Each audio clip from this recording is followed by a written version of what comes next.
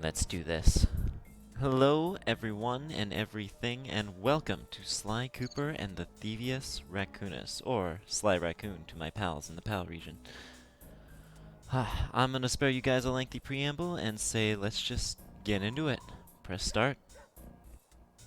Sly! Come in! Sly! Do you read me? Yeah, I read you. Loud and very loud. Sorry, I'm a little nervous. Trying to break into police headquarters does that. Get over it, Bentley. You're safe in the van. I'm the thief here. I've got to steal that file from Inspector Carmelita Fox. Well, count on me to be your eyes and ears, buddy. Got their security system totally scoped. To get inside, you're gonna have to go through that air vent. All right, I'm going in. And don't forget you got me at the wheel, Sly. All you gotta do is grab the file and get back to the van. We'll do the rest. Just keep that engine running, Murray. I'll be down in no time. There was definitely no floor there for a second, but luckily it's back. Alright, we're given a nice little area to stretch our legs here, see if I can figure out Sly's controls. He's very lithe and nimble. There's a lot of really pointless machinery to play around in. I've always enjoyed this. So Sly he's very nimble. Over here you can practice your cane work with these rats. Apparently, I cannot do it. They just explode violently into green. It's fine. And the standard roof mattress.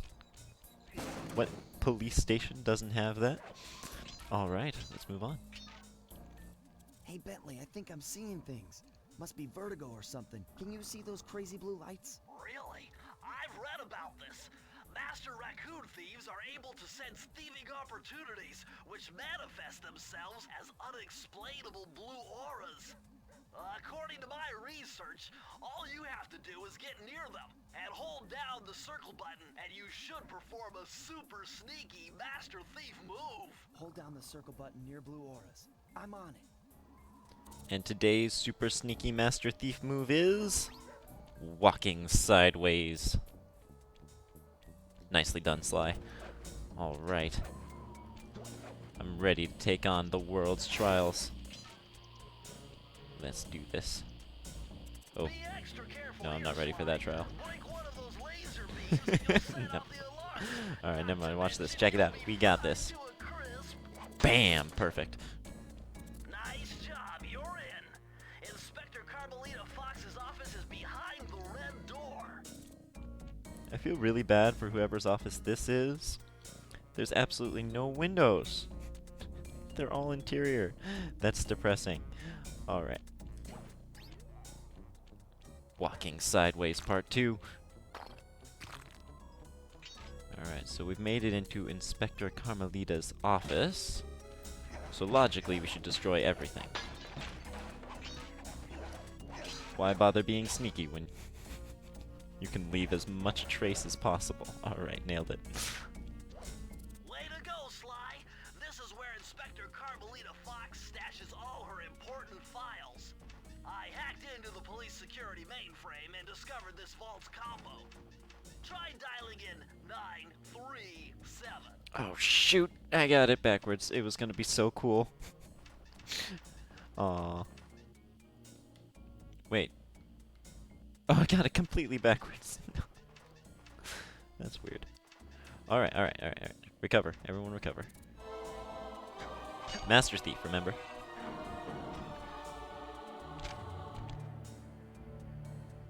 Nice job! You got it! If you come down through the fire escape and head through the parking lot, we'll be waiting in the getaway van. Got Murray, our wheelman. Always got a wheelman at our back. And Bentley, of course, the man in the chair. Guy in the chair. Criminal!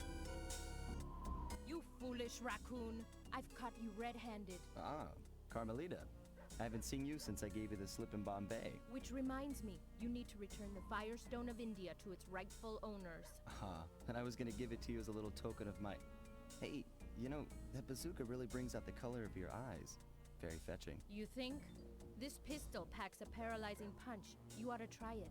Might snap you out of your crime spree. and give up our little rendezvous? Plenty of time for that once you're safely behind bars. Love to stick around and chat, but I just dropped by to pick up this case file.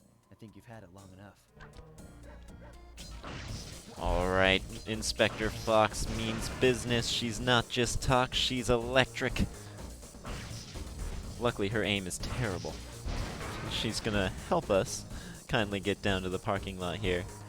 We can make our way across without a care in the world for these electric bullets. As cool as they do look. Exit. No worries. We made it. You can't escape me, Raccoon!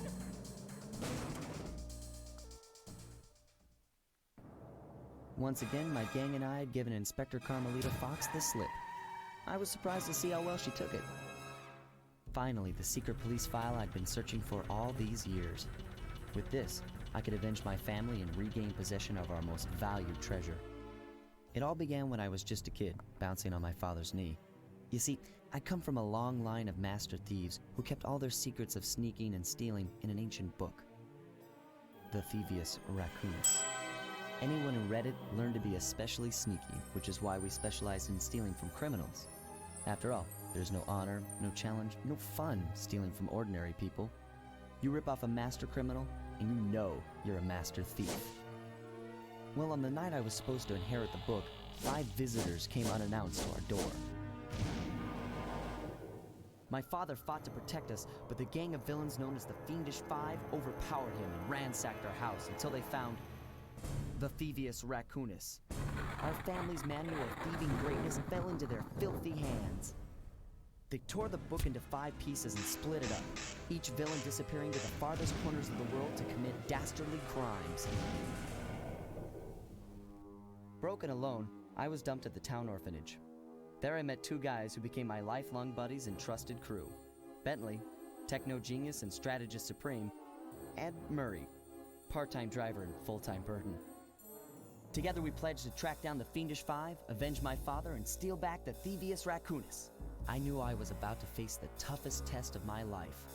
On this mission, I would either become a master thief like my ancestors before me, or fail and allow my family name to bite the dust.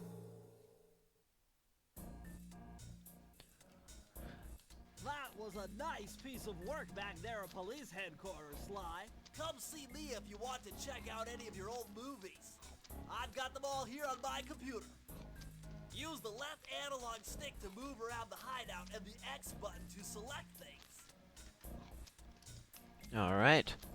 Always good to have a nice cozy hideout. Our gang here is set up in the back of a old abandoned caboose, which I've always found kind of funny. Here at Bentley, as you said, you can watch anything, the cutscenes that you've seen. We've got 15 more of those wonderfully animated things to look forward to. I'm not going to watch that one. To our first target. Alright, and here we are. Looks like we're heading to UK somewhere. But if we scroll on over here, we'll find Murray just chilling out, having himself a snack, and if you press on him... Oh! You want... one? I've already plotted a route to our first target. Alright, let's find out our first target.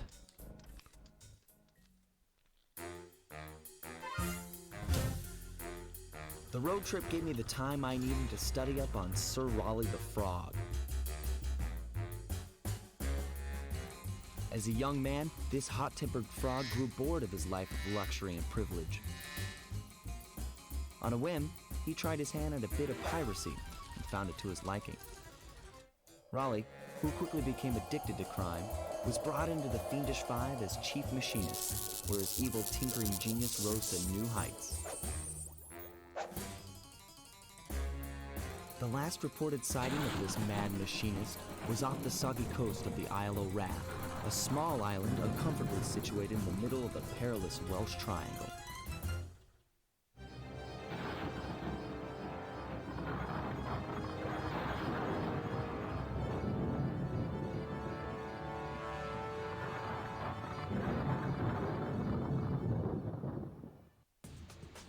So I have been pretty quiet here a lot during this first episode. There are a lot of cutscenes and tutorials, but stick around. I have a lot to say, I assure you.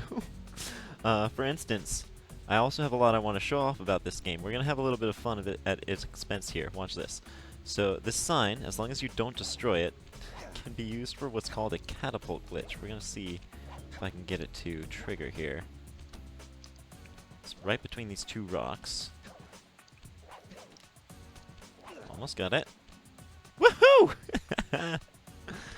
So a catapult glitch, every time the game senses Sly in freefall, it tries to reset him to his last grounded position. And if he's already on his last grounded position, then it will instead just launch him as high as it can, which I've always found fun. Some nice early 2000s game charm to you. Hey, Sly! I just spotted something that's going to complicate the mission. See that nasty-looking gate? It blocks the only road leading into Raleigh's hideout. No problem. I'll just use my climb move. Okay, but remember, you can only climb on certain objects, like pipes and ropes. Yeah, sure, and like that ladder there? That is correct, but do not forget, Sly. You have to get close. Then hit the circle button to grab it. Yeah. Relax, Bentley. I live for this stuff. Yeah, and that's what worries me. So the level design's really going to start spreading out now, and we've got a lot of collectible bottles hidden all around these levels. And we are going to be getting every single one of them, so we're going to start with that one. Now, this is very interesting. The message you just found appears to be some sort of clue. I'll decipher here in the van. In the meantime, see if you can find any more clues. The more I have, the easier it'll be to crack the code. Shut up, Bentley! Alright, I want to talk about combat, because it's very dangerous. Every enemy will kill you in one hit and will die in one hit in return. And we've got some of the best hidden bottles in the entire game right here. They're on top of this mast, which you have to destroy to reach. On my very first playthrough of the game, that was probably some of the last ones I ever found. So it's very strange that they are some of the first ones that you can possibly find. And then we are going to completely ignore that ladder that we were directed towards in favor of this rope. It's much more sneaky. Never was fond of the direct approach. Right, and this is going to put us in a nice advantageous position past these spotlights. I haven't spoken about alarms yet, so I am going to show this one off right as soon as we kill this really nice dressed walrus. I always like that enemy design. Alright, so anything yellow, yellow lasers, yellow spotlights, and some other things will always trigger alarms if you touch one. Very, very loud and obnoxious. If you touch them again,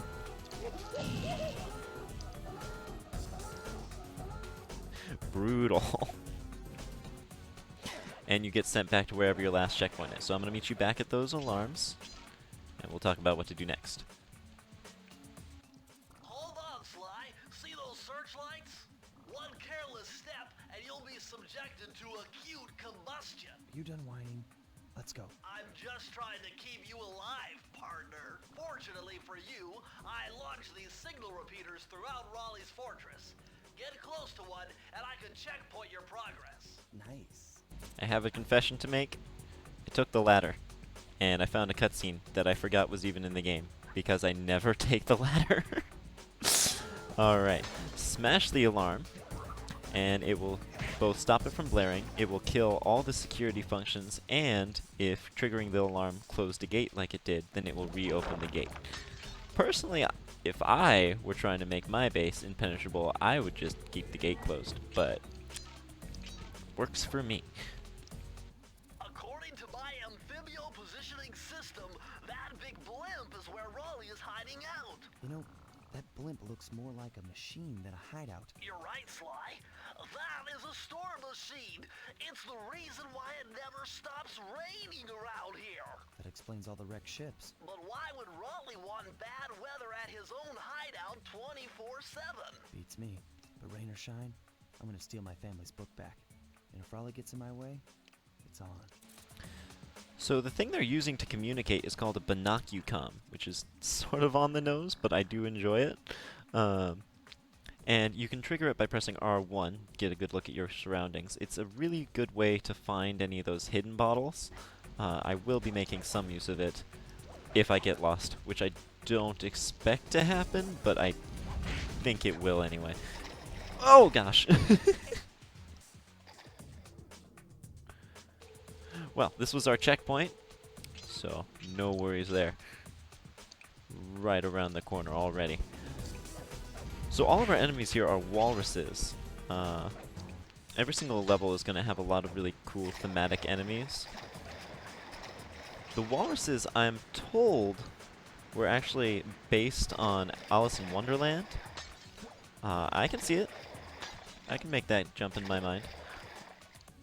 Nice job so far, Sly. To get over the next gate, you'll need to grab onto this hook using your cane. Just jump and hit the circle button. Got it. Jump and hit the circle button to grab onto hooks.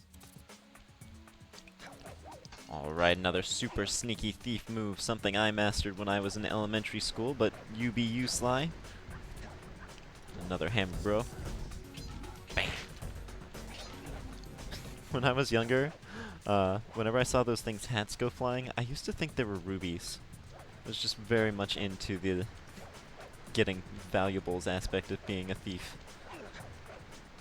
Alright, I also want to talk about coins. We've been collecting a lot of coins, but I have not mentioned what they're for. You don't use them to buy anything. It's sort of like Mario, where if you collect 100 coins, you get something for it. We'll get into exactly what that is as soon as I get 100 coins, which probably won't be on this level. But anything's possible. That large vault has got to be somehow related to those clues and bottles you've been collecting. If you can locate all the clues in this area, I should be able to crack the code and get you inside it. Alright, so we found the vault. Now we just need to find the remaining clues, and I've got both of them dead in my sights. You found it, Sly. That's the final clue to crack the code. No, I can't get another coin. And I'll give you the instructions to open it. Alright, I love the sound effect when you collect that last bottle, by the way. Press the circle to enter the vault code. The clues have led me to believe that the code for this vault is 792. 7. Oh, I feel like I've seen this one so many times.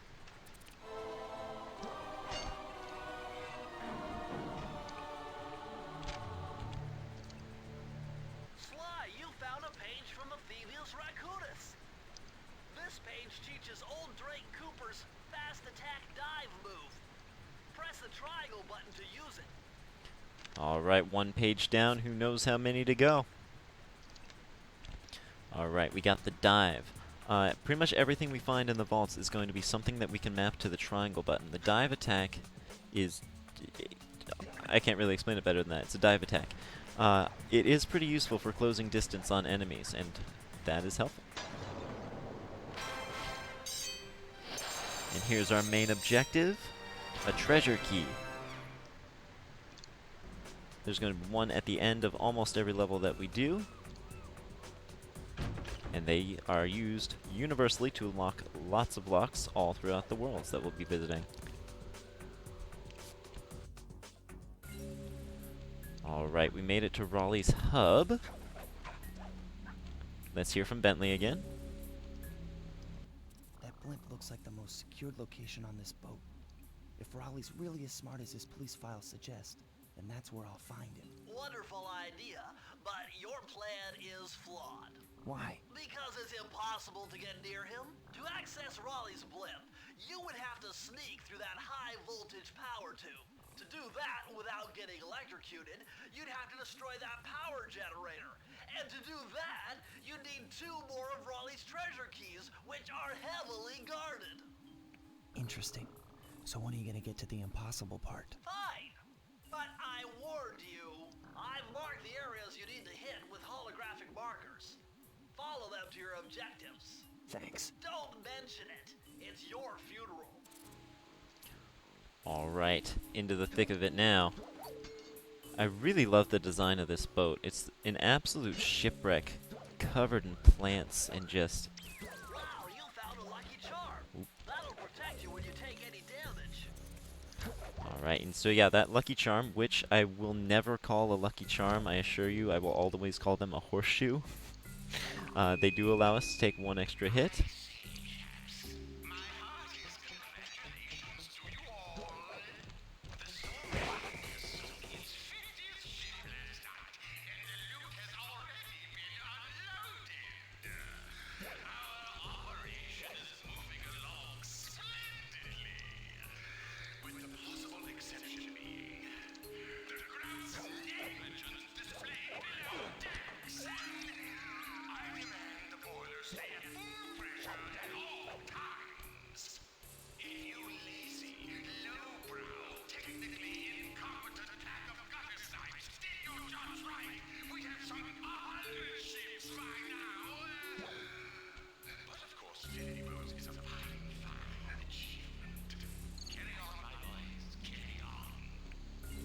I wanted to be quiet and let Raleigh talk there because a lot of the bosses in this game do not get a whole lot of time to shine, so I want them to have that. Hey Sly, you can adjust the game camera using the right analog stick. And to bring the camera behind you, click it. And while he was talking, I grabbed a second horseshoe, which has overlapped with my first one to create a golden horseshoe. That's going to make it so that I can actually take 2 hits instead of just 1, which is really nice. Alright, now kicking off things, I'm going to go into one of my favorite levels right off the bat, the Cunning Disguise.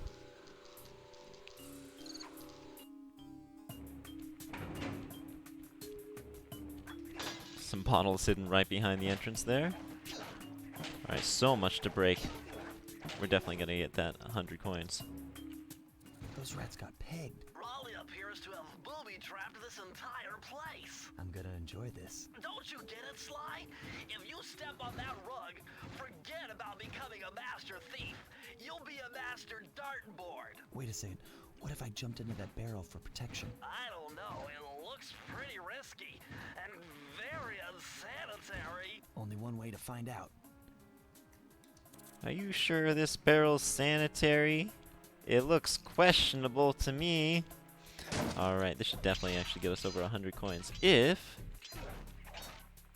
well, make a liar out of me, game. Alright. Alright, in the barrel. We are completely immune to darts. We are not, however, immune to fire. Watch out. Alright, so since we already have 2 horseshoes, that 100th coin netted us an extra life. Lives are pretty meaningless. Once you lose all of them, you're sent back to the beginning of the level instead of the last checkpoint. If we did not have a golden horseshoe, then it would have added an extra horseshoe to our total. All around, very useful to get coins. Alright. I absolutely love Sly's walk when he's in this barrel. So good. I bet if you stayed still inside the barrel, the guard won't be able to see you, even if he shines his flashlight on you. Yes, this game is tentatively classified as a stealth game. There aren't huge consequences to getting caught most of the time because you can fight your way out of a lot of situations, but sometimes, like these flashlight guards, enemies can be really threatening. Alright, looks like we gotta sneak by this one.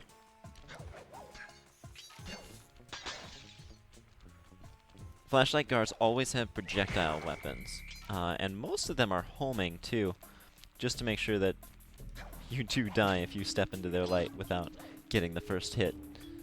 Alright, we are going to need our barrel going forward as well, so we're going to go back for that. We got a bottle hanging up there, but don't worry, we'll come back for it. Ooh, we got to sneak past the furnaces. Actually, I'm going to deliberately not sneak past the furnaces, because that's going to give our barrel this really sleek, charred look to it. And I'm easily amused. Alright, now we'll sneak past the furnaces. Alright, one more rug. We can destroy these turrets. I don't know why I haven't been. I definitely want to have more free reign of the level. These vaults always contain at least 2 bottles. Really, really well. A good idea to break the... always a good idea to just get all the bottles. Don't skip the bottles. That's my tip of the day. Alright, I like these elevators too. The level design in this game is really nifty. I like how it always wraps in around itself. Like we are going to spend the second half of this level going over top the first half. which I just find nifty. Okay. Ooh, we got spotlights. Alright, I'm gonna be quiet for a second while I walk with the barrel because I want you guys to hear the just hilarious noise Sly's footsteps make.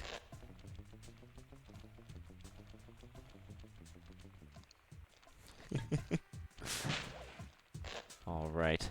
A nice little challenge combining the abilities of us outside the barrels with with us inside the barrel. Nailed it. Alright, now that we've cleared this area out, there is a whole lot of bottlage over this way. And we've also found the vault already, but The gun. You need a few more clues. as Bentley said, not enough bottles as of yet. Alright, we can carefully maneuver our barrel across this lamp to this other side, but there's more to these lamps than meets the eye. We can head upwards without the barrels and grab a few more bottles. While we're here as well, this bookcase secretly rotates, just in case you didn't think we were hitting enough library tropes. Alright, one more set of spotlights. I don't even need to stop. Alright, and one more barrel somewhere. Oh yeah, the hanging one. Right, you stay right there, barrel. Found you. Alright, for this one we're gonna have to go a step downwards. Hello, camera. I'm over here. Okay. And on to the bookshelf. And success. And I left this little stack of books here to easily enable me to get back up. Remember that stack of books and never destroy it. It's going to be your best friend in the future. Alright, which way is the vault? I completely lost my sense of direction there. Alright, found you. Press the circle to enter the vault code. With the help of a straight edge and compass, the answer was simple. Dial in 242. A straight edge and compass. Something about this riddle required a circle. But I don't know why you need a compass for that. You could just know pi. Interesting. Old Sly Cooper's fast getaway raccoon roll. Stories claim she can move faster rolling than anyone else could on the run. Hold down the triangle button to use this move. Switch between your power-ups using L2 and R2. Yeah. So now we've got two moves that we can use with the triangle button. I like the roll a lot. It is a slightly faster means of transport that is affected by gravity. And it is very silly. Perhaps even sillier than wandering around inside a barrel. Speaking of which, our final carpet of the evening, and our justly deserved key.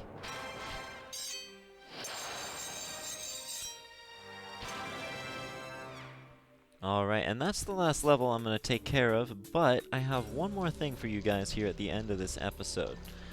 Almost every single level that we're going to be completing has unlockable developer's commentary. I'm going to go into exactly how you unlock that in the next episode, but in the meantime, right after I leave you here, I'm going to leave you with the developer commentary on the first level that we did, the Stealthy Approach. So, I will see you guys at the other end of it in the next episode.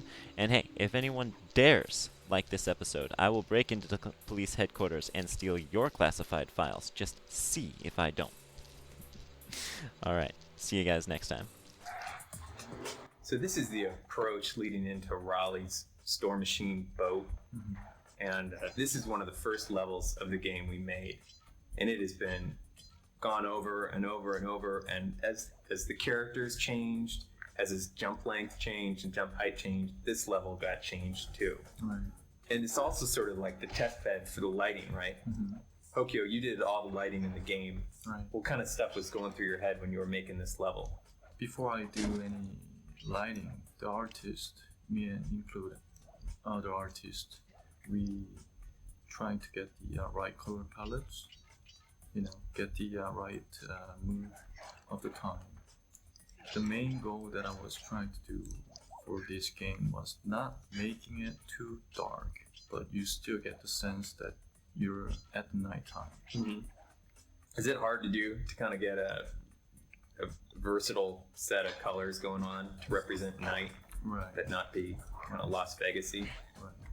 As you can see, the game right now, you have tealish shadow all over. That is our shadow. Most of the game uses black as the shadow, but we have different lighting that can make the shadow. We can choose the color shadow. We can make it pink, blue, whatever color, and we can give the intensity and stuff like that. So just a lot of time consuming just trying which shadow works the best with these textures. That was the most time consuming was with the textures. Does it works well with the blue? You know, if it doesn't, then we slightly change the saturations or the colors of the textures. We did a lot of process on those in this level. How many times do you reckon you went through this level and relit it? Maybe more than 30 times. Whoa. Yeah. That is intense. Yeah. Because we're dealing with the fog and the shadow, and the most important thing is the brightness. If the game is too dark, everybody has a different TVs, so it might look very dark on some people's TV and might look very washed out, very bright. So that was very challenging for me to making it, kind of getting it right, the brightness. Mm-hmm. You've got a really weird setup here at work where you've got your computer monitor and then 3 TVs right next to each other while you're doing your lighting. And one is a bright TV, one's a normal TV, and one's a dark TV. Right. The reason that I have a 3 different set of TVs, I wanted to see the game with really kind of washed, bright, and also very, very dark. So my goal is trying to make it all same with those 3 different monitors, trying to get it all same brightness and the colors. Light, the brightness. Mm-hmm. You've got a really weird.